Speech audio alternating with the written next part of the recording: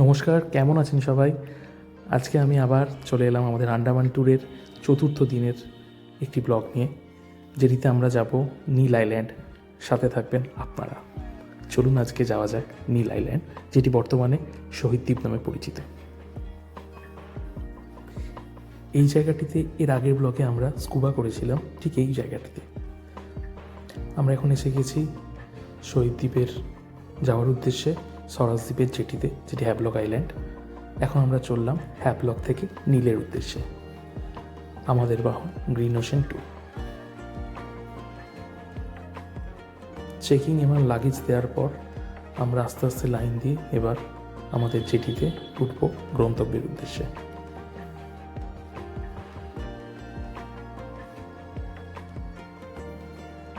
দিগন্ত বিস্তৃত নীল আকাশ যেমন, তেমন নীল জল, সত্যি অপূর্ব, তাই না?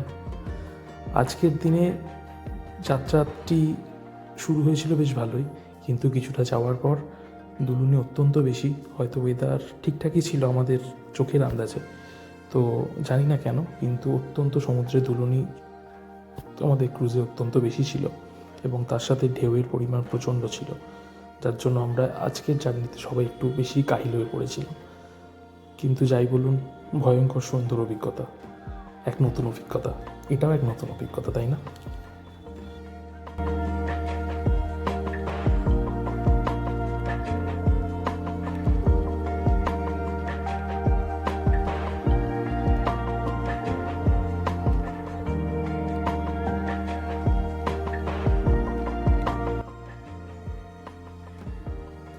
জাহাজের দুলুনি বেশি থাকলেও আমাদের আনন্দটা কিন্তু কম ছিল না। আমাদের আনন্দটা কিন্তু তার থেকেও বেশি ছিল নতুন এক দ্বীপ দেখার আনন্দ, নতুন এক জায়গায় যাবার আনন্দ। আপনারা দেখলে বুঝতে পারবেন জলের কি তেজ। আর এই জায়গাটিতে তো আমি একদম জাহাজের যে কোনো ধরার জায়গা থাকলে সেই জায়গাগুলো তো আঁকড়ে ধরছিলাম, এতটা পরিমাণই জাহাজ আমাদের তুলছিল, আমাদের ক্রুজ এতটা পরিমাণে তুলছিল। এই যে দ্বীপটি দেখতে পাচ্ছেন, এটা আমাদের ফেলে আসা হ্যাভলক, এবং এটাকে বলা চলে আনএক্সপ্লোর হ্যাভলক। এই যে পার্টটা, এই পার্টটা বিশাল।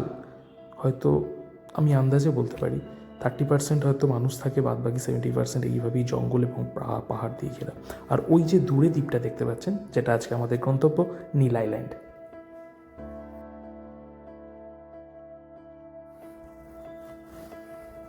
ধীরে ধীরে আমরা আমাদের হ্যাভলক ছেড়ে নীলে পৌঁছে গেলাম। এটি আমাদের নীলের জেটি, যেটি তার কিছুক্ষণের মধ্যেই আমরা নামবো, তারই তোড়জোড় চলছে।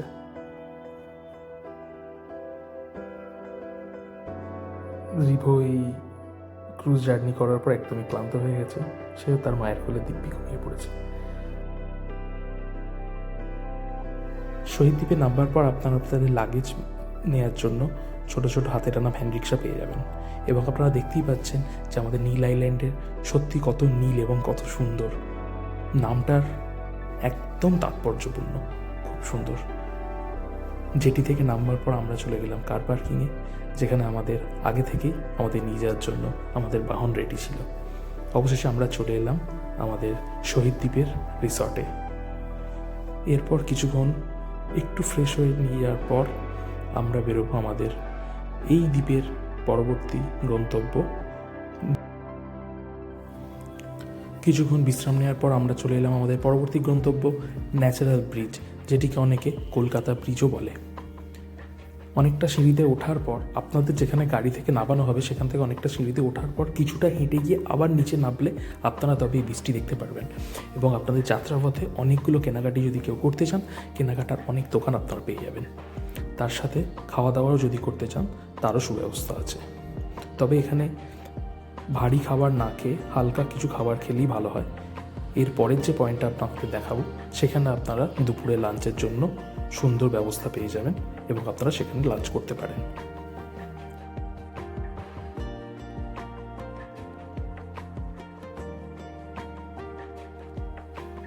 এইখানে অনেকগুলি খাবারের দোকান পাবেন, যেগুলোতে ফল বা ডাব, এই সমস্ত নানান কিছু, জল, সব কিছুই পেয়ে যাবেন। তবে দাম একটু আমার বেশি মনে হয়েছে, একটু না বড্ড বেশি মনে হয়েছে। তবে ঠিক আছে, কিছু না থাকার থেকে কিছু থাকা ভালো। আর এই সমস্ত দোকানগুলোতে আপনারা যদি জলে নাবার জুতো না নিয়ে যান, এইগুলোতে সেই জুতো পেয়ে যাবেন বিনামূল্যে। এর পরিবর্তে ওরা আপনাদের থেকে কিছু কেনাকাটা করুন, আপনারা সেটাই ওরা চায়, ব্যাস তাহলেই, আর কিছু না। এরপর আমরা নামবো আমাদের ন্যাচারাল ব্রিজের উদ্দেশ্যে। রোদ ঝলমলে এক সুন্দর সকাল, এক সুন্দর পরিবেশ এবং আমাদের এক নতুন জায়গা। যাকে দেখছেন এটি আমাদের গাইড। এই পয়েন্টটি দেখানোর জন্য আমরা একটি গাইড হায়ার করেছিলাম, যার জন্য আমাদের দিতে হয়েছিল 13,000 টাকা। গাইড নিয়ে নেওয়াটা আমার মনে হয় একটু ভালো হবে, কারণ এই পয়েন্টে অনেক কিছু জিনিস আছে যেগুলো আমরা নিজেরা হয়তো আইডেন্টিফাই করতে পারবো না, যার জন্য গাইড আমার মনে হয় বেস্ট। এটি যেটি দেখতে পাচ্ছেন এটি সম্পূর্ণ ডেথ কোরাল দিয়ে তৈরি। আপনারা অনেকে বালির বীচ দেখেছেন, স্যান্ড বিচ, আমরা ম্যাক্সিমাম যারা দেখে থাকি সেগুলো স্যান্ড বিচ, বাট এটি একটি কোরাল বিচ। এবং এই যে কোরাল বিচটা ক্যালসিয়াম কার্বনেট দিয়ে তৈরি হয়, যার জন্য এখানে একটু সাবধানে হাঁটবেন, কারণ একটু 19-20 হলে আপনার পা কেটে রক্ত বেরোতে পারে, সুতরাং একটু সাবধানে।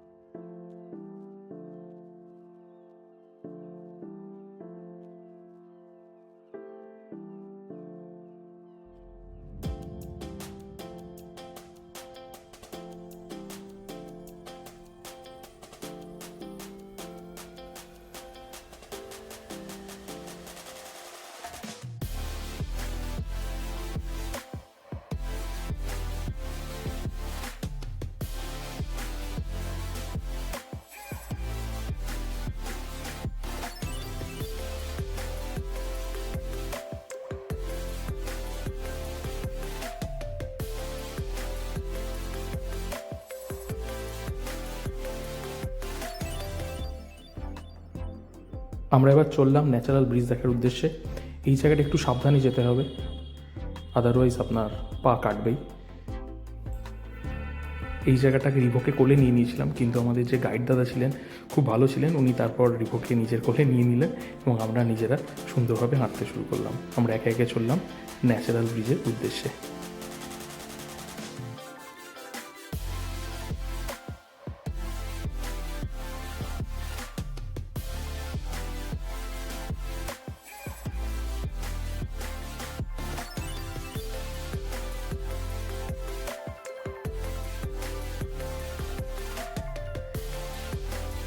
আপনারা এখন যেটাকে সামনে দেখতে পাচ্ছেন এটি হচ্ছে ন্যাচারাল ব্রিজ, যেটাকে হাওড়া ব্রিজও অনেকে বলে থাকে।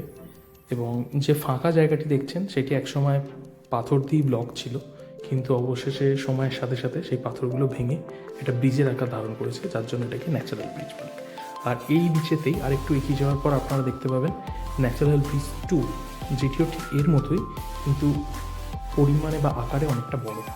সেটা এই বিচের একদম শেষ মাথায় আছে, যেটি আপনারা ভিডিও শেষ দিকে দেখতে পাবেন।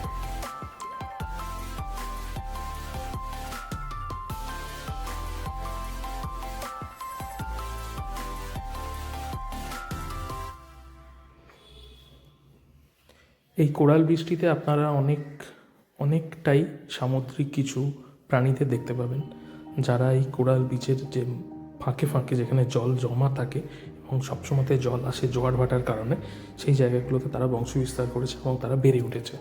এখানে আপনারা অনেক ধরনের সামুদ্রিক প্রাণী দেখতে পাবেন। এবং সামনে যে পাথরটা দেখছেন এইটা একটি কোরাল, এবং এটা ডেথ কোরাল, যার ভিতরে অনেক মাছ আছে, যেটি আমার ভিডিওতে দেখানো সম্ভব হয়নি।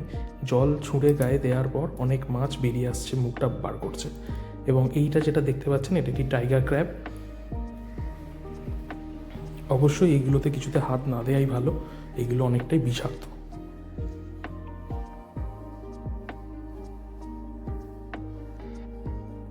দেখতে থাকুন আমাদের সাথে আমাদের এই ন্যাচারাল ব্রিজ এবং এই কোরাল ব্রিজটি।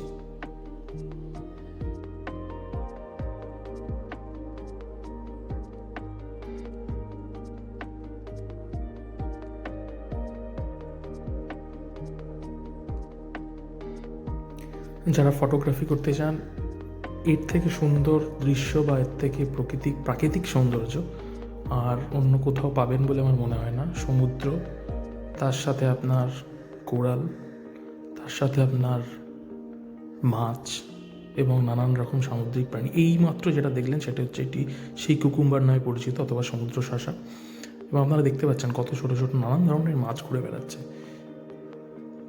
ভিডিওগ্রাফি বা ফটোগ্রাফির জন্য এটি একটি আদর্শ জায়গা। এবং এই পোর্শনটা এবং টোটাল বিচটি যদি আমরা জোয়ারের সময় যেতাম হয়তো এত সুন্দরভাবে দেখতে পেতাম না। আমাদের যে যাওয়ার যে সময়টা, সেই সময়টা খুব সুন্দর সময় ছিল। আমরা এখানে 12টা-1টার মধ্যে পৌঁছে গিয়েছিলাম, তো তার ফলে এই সময়টি ভাটা জলে, তার জন্য এটা দেখতে পেয়েছিলাম। এবং সামনেই দেখছেন সমুদ্র, একদম সমুদ্র। এই বিচটাতে কখনোই বা কোনো মতেই স্নান করা যায় না।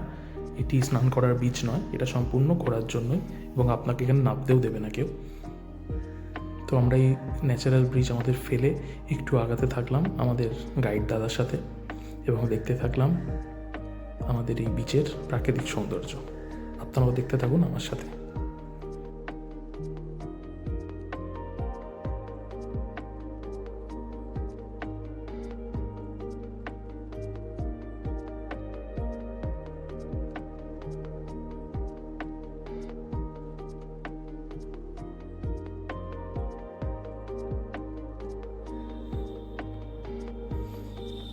আমাদের বাবা ছেলের এই সময়টাতে প্রচণ্ড জল ঘাঁটতে ইচ্ছা করছিল, অবশেষে নিজেদেরকে আর ধরে রাখতে পারলাম না, আমরা একটুখানি জল ঘেঁটেই নিলাম।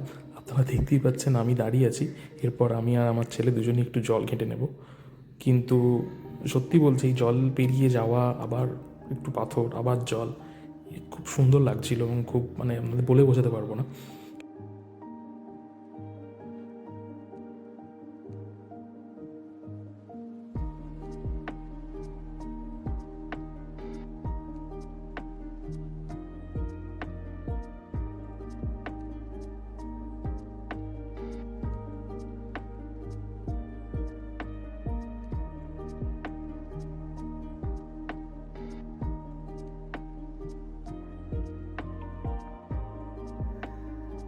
আমাদের এই লাইফ স্পেস চ্যানেলে আপনাদের যদি এই ভিডিওগুলো ভালো লেগে থাকে অবশ্যই লাইক করবেন, শেয়ার করবেন এবং সাবস্ক্রাইব করবেন। দেখতে থাকুন লাইফ স্পেসে আমাদের আজকের ভিডিও আন্দামান ট্যুর 4। এখানে আপনারা অনেক রকম মাছ দেখবেন, যে মাছগুলো যদি রাত্রের দিকে যাওয়া হয় এইগুলো অনেকটা রেডিয়ামের মতো যাবে। এই মাছগুলোকে বলে নিয়ন টেট্রা ফিশ বলে এগুলোকে। এগুলোর গায়ে রেডিয়াম জাতীয় একটি লাইট জ্বলে, যেটি রাত্রিবেলা অত্যন্ত সুন্দর একটি দৃশ্যের একটি সৃষ্টি করে, যেটি সত্যি আমরা দেখিনি, বাট ছবিতে দেখেছি বা নানান জায়গায় দেখেছি। সেগুলো দুর্দান্ত, হয়তো চোখের সামনে দেখলে আরও ভালো লাগতো। কিন্তু এই সমস্ত বিচে রাত্রিবেলা আমার তো মনে হয় না কাউকে নামতে দেয়। এখানে আপনারা দু ধরনের মাছ দেখবেন যারা নিজেদের মতো খেলা করছে। সেগুলো হচ্ছে নিডল ফিশ। এগুলোর মুখটা অনেকটা নিডলের মতো, চুঁচের মতো, যার জন্য এগুলোকে নিডল ফিশ বলে। আর যে সমস্ত মাছের গায়ে জ্যাপড়ার মতো ডোরাকাটা ডাক দেখতে পাচ্ছেন, এইগুলোকে বলে জ্যাফরা ফিশ। এই স্পটটিতে আগে ফিশ ফিডিং করানো হতো, যার জন্য এই স্পটটিকে বা এই জায়গাটিকে পার্টিকুলার ফিশ ফিডিং স্পটও বলা হয়।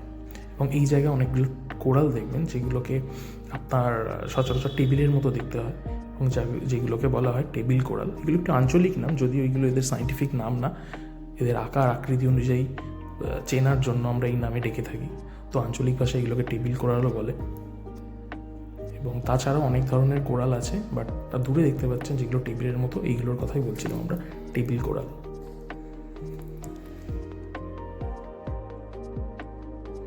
রিপো এই স্পটটিতে গিয়ে এতটাই আনন্দ পেয়েছে যে মাঝে মাঝেই সে আমাকে বলছে, বাবা হাঁটবো, নামবো, কোল থেকে নামবো। ও কোল থেকে নেবেও পড়ছিল, এবং এই জল পেরিয়ে, পাথর পেরিয়ে ঠিক একা যাচ্ছিল। যদিও আমরা ওকে ধরেছিলাম, কিন্তু ও কোলে যেতে চাইছিল না।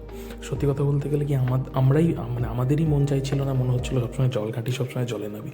আরও তো একটি বাচ্চা ছেলে তো করবেই। দেখুন আমাকেও দেখুন, আপনি নিতান্ত ছেলে মানুষই করে জল ঘাঁটতে শুরু করে দিয়েছি, জলে খেলা করতে শুরু করে দিয়েছি। তো আর ছেলেকে দোষ দিয়ে লাভ নেই। এই যে দূরে স্পটটি দেখছেন, এই যে স্পটটি, এটি হচ্ছে ন্যাচারাল ব্রিজ 2, যেটার কথা আমি আগে বললাম। আর এটা হচ্ছে মেনলি ন্যাচারাল ব্রিজ। এবার আমরা আস্তে আস্তে আমাদের এই জায়গা ছাড়িয়ে আমরা চলে এলাম ভরতপুর বিচে। এখানে আমরা আজকে দুপুরের খাওয়া দাওয়া সারবো। এখানে আপনারা এই বিচটাতে স্নান করতে পারেন, রেস্ট নিতে পারেন, সুন্দর গাছের ছাওয়ায় বালির ওপরে আপনারা বসে সময় কাটাতে পারেন আপনাদের প্রিয়জনের সাথে। এবং এই সামনে যেটা দেখতে পাচ্ছেন এটা হচ্ছে আমাদের শহীদ দ্বীপের জেটি। এই বীচটি সাধারণত জেটির একদম পাশেই, যেটি থেকে নামার সময় বুঝতে পারেনি, কিন্তু এখন ভরতপুর বিচে এসে দেখতে পাচ্ছি এই বীচটি একদম জেটির পাশেই। এবং এখানে দুপুরে খাওয়া দাওয়ার জন্য আপনারা অনেক অনেক হোটেল পেয়ে যাবেন এবং কেনাকাটার জন্য দোকানও পেয়ে যেতে পারেন এখানে। তার সাথে আপনি ড্রেস ভাড়া নেওয়ার জন্য ড্রেস পাবেন, স্নান করার জন্য ড্রেস পাবেন, তারপর আপনি চেঞ্জ করার জন্য চেঞ্জিং রুম পেয়ে যাবেন। সমস্ত রকম ফেসিলিটি আছে রাধানগর বিচের মতোই। এবং এই বিচটা দেখতে পাচ্ছেন জলটা একদম ক্রিস্টাল ক্লিয়ার জল, যেটা আপনি ছবিতে দেখেই বুঝতে পারছেন। এবং নিচে অনেক রেত কোরাল ভাঙা ভাঙা পাথর আছে, যেটি নিজেরও একটি আলাদা সৌন্দর্য আছে এবং যেটা দেখেই বোঝা যাচ্ছে।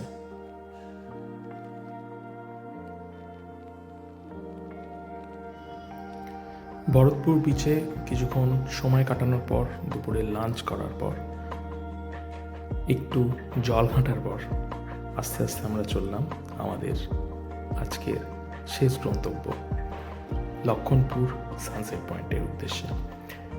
পার্কিংয়ে গাড়ি থেকে আপনাকে নামার পর অনেকটা রাস্তা আপনাকে হেঁটে যেতে হবে এই সুন্দর গাছপালার মধ্যে দিয়ে। যেতে বেশ ভালো লাগবে এবং এতটাই গরম ছিল, আমি যেতে যেতে একটা আইসক্রিম কিনে নিলাম এবং আইসক্রিম খেতে খেতে চললাম আমাদের সানসেট পয়েন্টের উদ্দেশ্যে।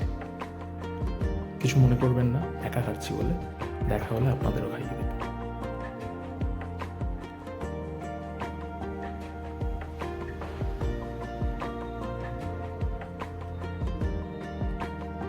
এখানে একটি ফেসিলিটি আছে, আপনারা স্কুটি হায়ার করতে পারেন। যারা গাড়ি হায়ার করতে চান না, 1-2 জন আছেন, তারা সবাই মিলে স্কুটি হায়ার করতে পারেন। তো আমরা এখন চলে এসেছি আমাদের লক্ষণপুর বিচের সানসেট পয়েন্টে। সত্যি এই সময়টা এখানে অন্তত এই 2-3 ঘন্টা বা 4 ঘন্টার জন্যই লোক আসে, লোক ভিড় করে। এবং আপনারা দেখতে পাচ্ছেন কত লোক এসছে এবং ওরা সবাই এসছে শুধুমাত্র সানসেটটিকে দেখার জন্য। এবং এটি এর জন্যই বিখ্যাত। এখানে অনেক রকম টেলিস্কোপ ভাড়া পাওয়া যায়, যেটা দিয়ে আপনি সূর্যাস্তের পর আপনি মহাকাশে কিছু কিছু গ্রহ নক্ষত্র দেখতে পারেন। তো আমরা তো সেটা দেখিনি। এবং এক অপূর্ব সৌন্দর্য, অপূর্ব প্রাকৃতিক সৌন্দর্য, এটি বলার আর অপেক্ষা রাখে না। প্রত্যেকটি বিচ, প্রত্যেকটি জায়গা সুন্দর এবং সূর্যাস্ত দেখার জন্য এটি একটি বেস্ট বিচ। আপনারা অবশ্যই যাবেন এবং আমার ভিডিও দেখে জানাবেন কেমন লাগলো।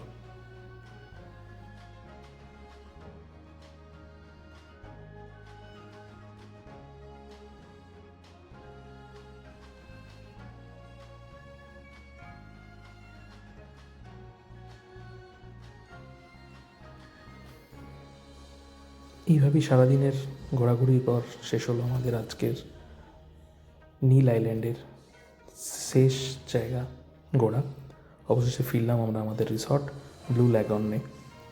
রিসর্টটি খুব সুন্দর, বলে রাখি আপনাকে রিসর্টে নিয়ে 2-1 কথা।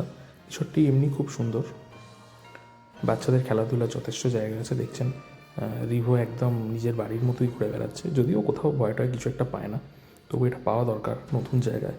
দেখুন কোনো রকম ভয় নেই, ডর নেই, একা একা নিজের মতো ঘুরে বেড়াচ্ছে। আর ওর ঘরে গিয়ে দরজা ঠুকে দিয়ে চলে যাচ্ছে।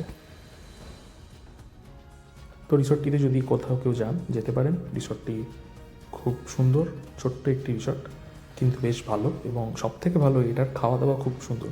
নিজস্ব আপনার হোম কিচেন আছে এবং আপনার সামনেই আপনার থেকে অর্ডার নিয়ে এরা বানিয়ে দেয়, একটু আগে অর্ডারটা দিয়ে দিতে হয়। বাট রান্নাবান্না খুব সুন্দর, খুব ভালো। আমার স্পেশালি খুব ভালো লেগেছে। যদি কেউ যান আপনারা জানাবেন আপনাদের কেমন লাগলো। এইভাবে আমাদের আজকের দিনটা শেষ হলো। আবার দেখা হবে নতুন দিনে, নতুন জায়গায়। ভালো থাকবেন। শুভরাত্রি।